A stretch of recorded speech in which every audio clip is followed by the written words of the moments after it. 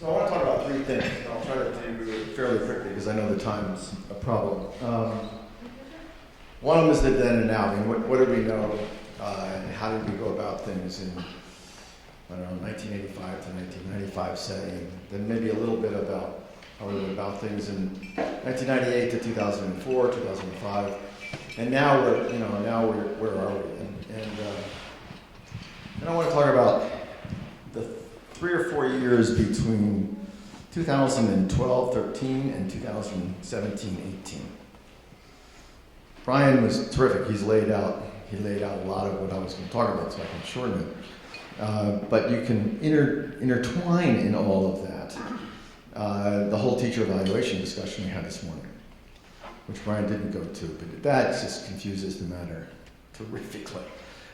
Practically impossible. And finally, I'm just going to make a few comments about what we've left out, or what opportunities we actually, I think, may have lost because we've been pushing really hard in the direction we're going in. So, really quickly on the then and now, move your heads back to 1985, and you have a nation at risk. Huh? If you're alive, if you were born, right? So in the mid-90s, in the mid-80s, we had the NCTM standards. We had California having curriculum frameworks, which were quite close to this. We had all sorts of national meetings about standards and about thinking about modifications to the system. We had lots of scary stories about Japan, at least up until 1992, when Japan started to go flat on us. In 1988, 89, CPRE came along actually, and in a set of articles, laid out what is the systemic reform model that we've all been following up until now.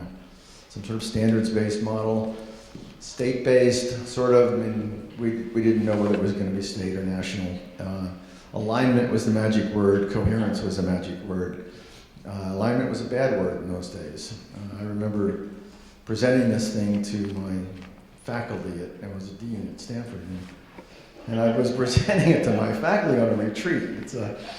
I presented this thing, and there was total silence. What is he talking about? It sounds fascist to me. And literally nobody in that faculty said, that sounds like a great idea. It really quite amazing. Finally, Tyack said, well, that's interesting. There's a long history in the United States. Struggle between states, blah, blah, blah. Okay, so that came along. There was an intellectual structure. There was a real way of beginning to think about standards-based reform. And then along came David Hornbeck, and he was in Kentucky, and he did something like this in Kentucky. The NGA came on board, the CCSSO came on board, Al Shanker became an absolute fan of all of this. We had a group called NCEST,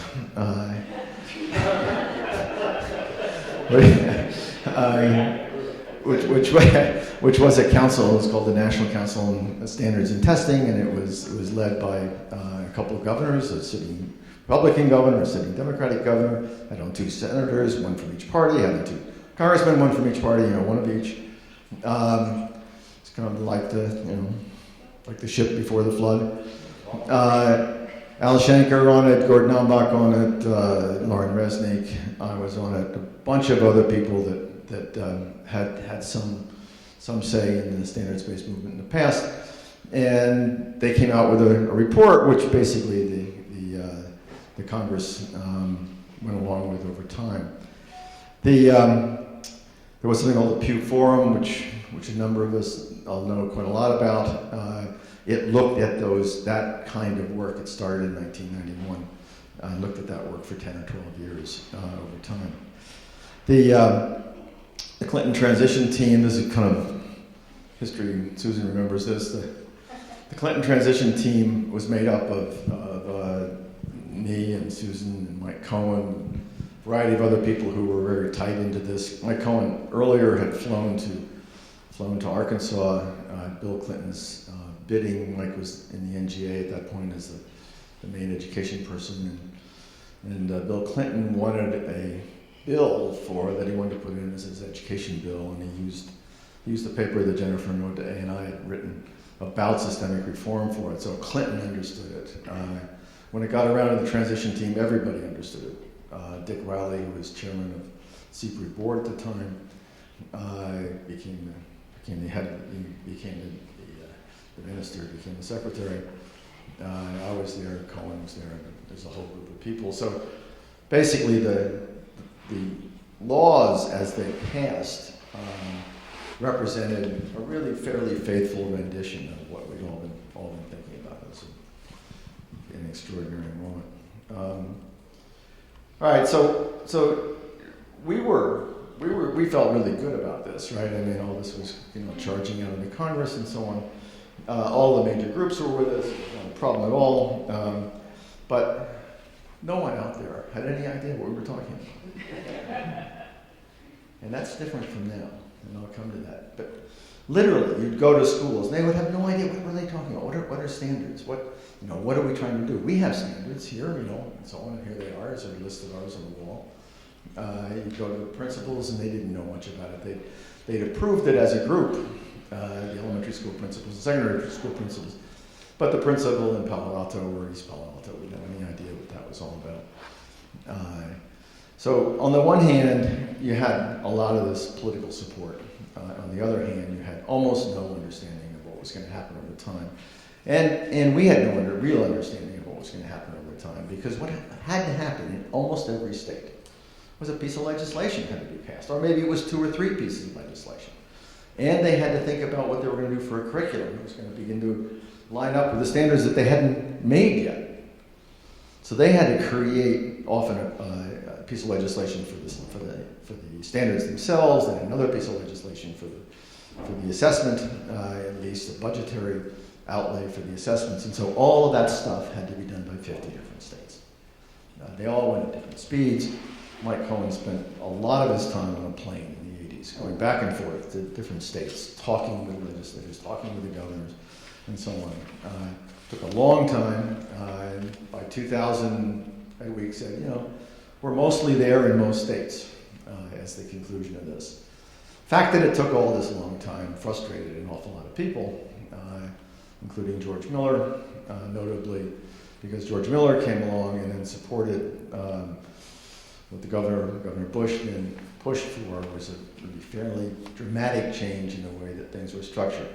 If you go back to the year 2000 and you look at Ed Week, and you look under implementation, you don't see the word implementation used very often, but you look under the word of standards or whatever, and you see a lot of stuff about student work.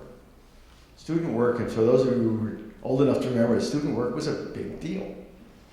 The whole set of ideas around performance assessment were being tried out by a number of different states at the same time. Along comes NCLB, and that wipes out all that experimentation, because you had to put in place not just 3 assessments, it starts with 3 assessments coming out of the Clinton era days. 1 assessment for each building, in effect, an elementary school assessment, middle school assessment, and a high school assessment. So however the structure worked, you tried to either do it by 1 each per building, or in a student's lifetime, if it's a K to 12, there'll be 3 assessments. And so they go 4th grade, 8th grade, 11th grade, or something of that sort. When you come in and start talking about 8 assessments or 7 assessments, or like 8 like California, you're changing all the factors around the cost of the assessments, the time, the nature of them, how do you want them structured, et cetera, et cetera. So very different result coming out of NCLB, and then of course the emphasis, this terrific emphasis on accountability, had not been there in the earlier years, and it was there during NCLB, and still is to some extent. Okay, so what's happening now? To make it long story short, all the groups are on board, which is really interesting, in the same way that they were on board in not quite the same way, because in many cases they're there because they help create this stuff. That is, so the governors are stronger, I think, as stronger supporters. I think the chiefs are stronger supporters because they had some original say in the whole business. And so this set of ideas around common standards, which really came out of the woodwork to some extent. I mean, although you can go back and look at a couple of things that had happened, 3 things probably that had happened over time. One was, of all people, Diane Ravitch, who funded a bunch of voluntary national standards in the late 80s and early 90s in the Bush administration. So you began to get to the word national floating around. And another one was an article that David and I wrote along with Jennifer O'Day called National Curriculum American Style, which actually won a bunch of awards. And a lot of people saw it and thought a lot about it. And the third was this idea of taking one of the NAEPs and turning it into an individual NAEP, and it was called the Voluntary National Test in 1997, 1998. So Republicans finally ended up shooting down in Congress. But the idea of something national was kind of bubbling around a little bit, and I think it's been bubbling around for quite a while, particularly when people look at comparisons with other countries and finds out that most of those are nationally oriented. So why shouldn't the United States be nationally oriented? All right, so you have these groups working with them, you have networks forming, which I think is terrific. You have a big effect, I think, of technology in this one, which we didn't in the others. And so what's happening, one of the things that's happening, and I think is terrific, is that if you get somebody writing some modules in California, and there's actually a group of 7 districts now, the big districts of California have come together, they've got quite a bit of money, and they are actually doing some module writing to begin to ease themselves into the common standards. Well, there's no reason not to put those on the web. Make them open. Let other people critique them and let other people use them. And so if we're smart about all of this, and one of the selling points of the common standards, and I haven't heard talked about here, is that you can share among districts, among states. We do have the consortium of states, and I think they're sharing. But we can share openly. We can put this stuff up on the web, and because Gates will be doing that with a lot of their videos. Other people are doing it with other materials. So you can begin to get yourself models of really good work, of good teaching, good student work, examples of how you're going about it. That's exactly what both Linda and Mike Cohen want to see happen in their respective consortia. That's one reason why they're putting out materials, because they want to show what is really good work that could lead up to doing well on their assessments, but also what their assessments look like. All right, so all that sounds hunky-dory. The problem is that we're going to enter into the period, this is the second part of this, we're going to enter into a period where it's total chaos. There won't be the coherence across the states, at least. There may be within each individual state or within clusters of states.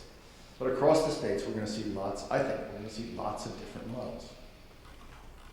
Okay, so a lot of this we've already gotten to, but on the consortia, and I've talked with, it's been a while since I talked with some of the consortia people, but I think we're going to get them. We're going to get assessments out of it. It may not be the full package on time. It definitely won't be the full package on time. I think the whole thing's going to be pushed off by a year, at least. So, one of the issues that they've got is that they need to extend their money. So they need to go back to the department and ask for an extension. Not that they would need more money. I think at least in the case of Park, they wouldn't need more money. But they'd have to go back to it. They'd have to get the extension. Potentially runs into a conflict if there's another secretary, another president, another secretary, and you run into difficult, maybe possibly more difficult political issues. But a lot of what this hesitation about announcing it, that they're going to need another year, is number one, nobody wants to be the first to announce it. And number two is this confusion about whether or not to get an extension on it, and how to get it, and who to get it from, and so on. Okay, so now think of this problem, this starting with 2012, 2015, 2014, 13, 14, 15, you get it actually by the current projections. You get a full-blown shot at it in the, I guess it's the spring of 2015, Brian, is that right? Spring of 2015, you're supposed to have all these tests out there and running. Well, it's been a long time since I've done work on tests, but these are fairly complicated tests, first of all. There's a whole bunch of them, second of all. Third, they're supposed to be vertically aligned in a way that I haven't figured out how they're going to do this according to the timeline. It doesn't seem to match up with a serious attempt at vertical alignment and then correction. They have a vertical alignment time period when they're going to do it, but there's no way in the world they're going to be able to correct that, and the odds are that they're going to have to correct at least one of the vertical alignments between third and fourth, or fourth and fifth, or whatever it happens to be. And the real odds are that it's going to take, you're going to have to do a lot of work on that issue, I think. So here we are in a situation where we're not sure when this is going to be.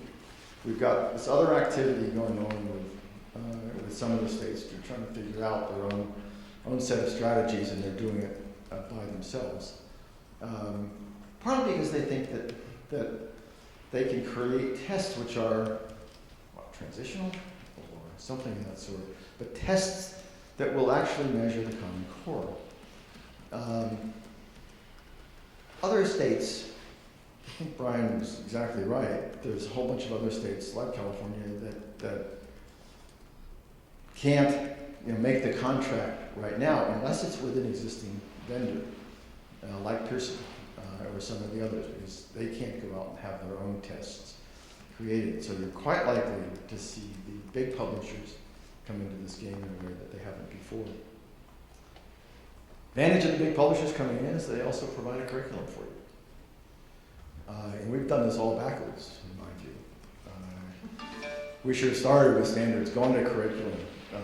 Wrote, iterated a couple of times with the standards around the curriculum, tried the curriculum out. So what's going to happen during this time? We got people in these states, some of whom have adopted the teacher evaluation rubrics and kind of policies, and they have to carry them out. What set of tests are they going to carry out? Where do they find what values added or increase or whatever we want to call it? How do you know that they've increased well from year to year? It also raises a whole bunch of other questions. When they say that they're ready, they should be ready in 2016, 2017 to actually use these for accountability purposes. How do we think about this? How do we think about the common standards and how long you have to be in a school that is using the common standards in order for you to be able to do well in those common standards? So you're a sixth grader, right? Should you have gotten third, fourth, and fifth? Is it fourth and fifth okay? Is it just fifth? Just sixth okay? Because these things the common standards do have gradual movement of momentum, of content, of ways of thinking about the world, and so on. It takes time to become comfortable with. So when do we get a fair test?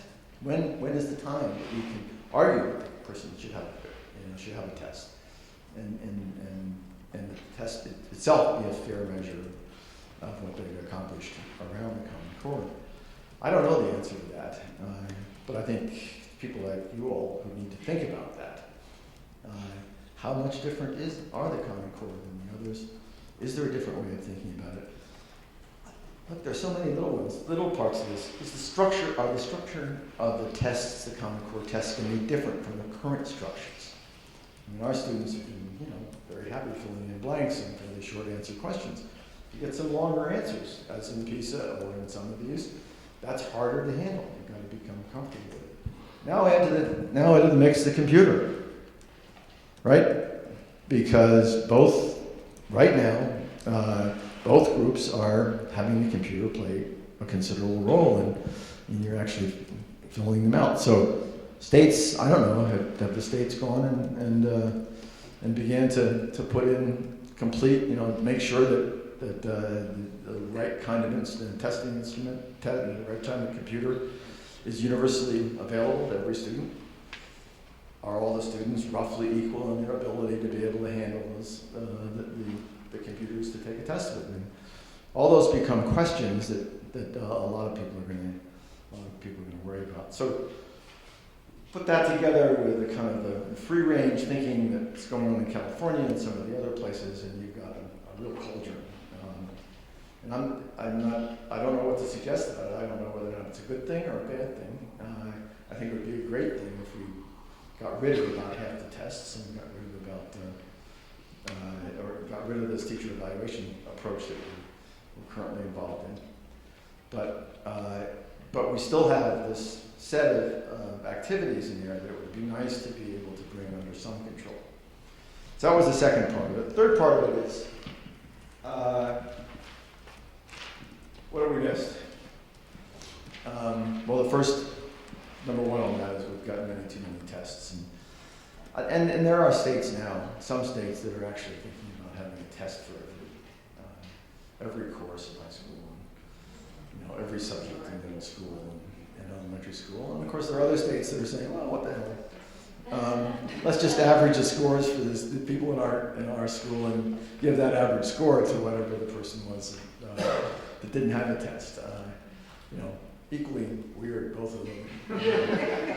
But those seem to be the answers that people are coming up with. Now, if you went a different way on that, cost you money, maybe, but you went the portfolio route and you thought really hard about decent rubrics and worked portfolios, that would even work for Jim, right? So you go from 5 to 10 push-ups, or whatever it happens to be.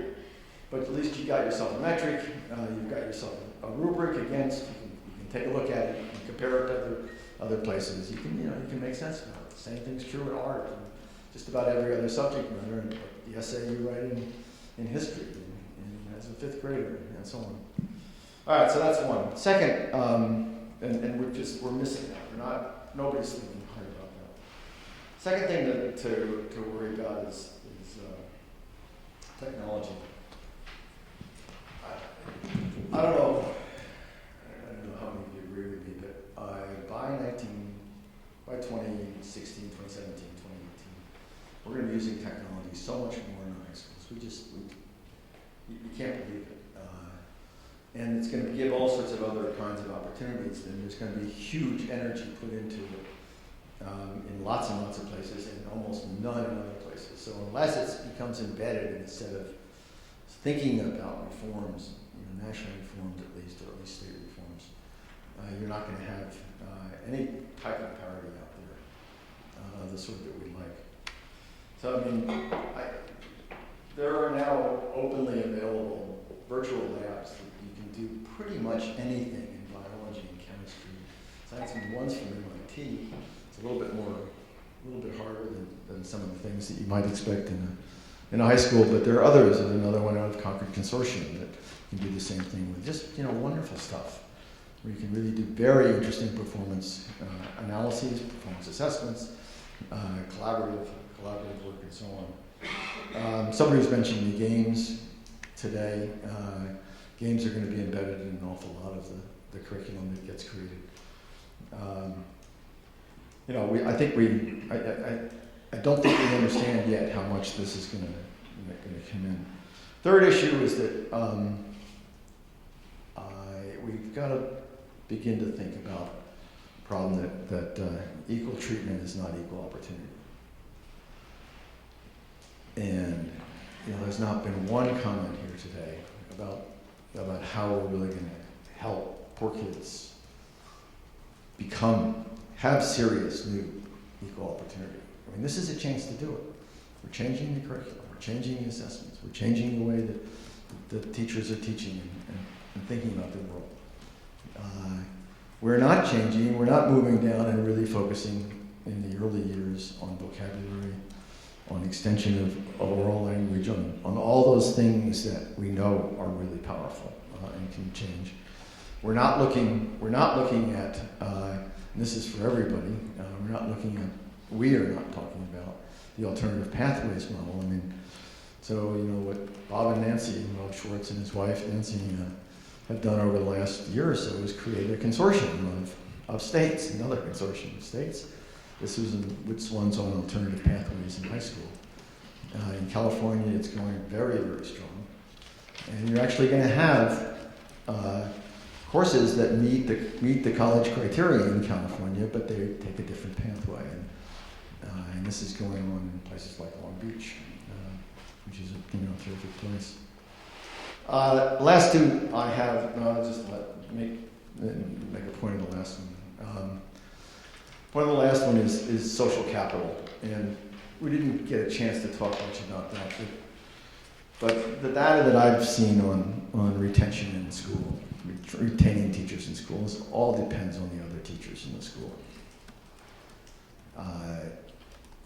Even in schools where they may be doing very well and so on, if they don't feel good, if they don't feel part of the club, if they don't feel as though they're contributing to the rest of the school, they don't stay. They go somewhere else. We have to begin really thinking hard about social capital. Our discussion today, this is an exaggeration, but that's what kind of metaphors or comparisons do. I mean, this is a great American model of teaching, right? And they're striding down the street, and their 6-gun is ready, and they're going to be able to kill anybody. The winner in this fight is the fastest gun. That's how we're thinking about teaching. I mean, that's crazy. So nobody in their right mind ever walk down the street and use their fast gun. It was just people who were nuts.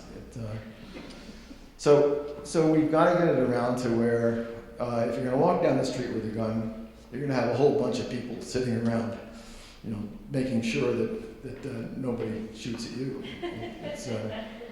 No, I'm serious. I mean, there is this kind of Americanism to it. And it is, I think, a phenomenon that's sweeping the nation in a very, very, in not a very good way at all. It's me. It's not the people who are on welfare. They're not part of us. It's not, so on and so on.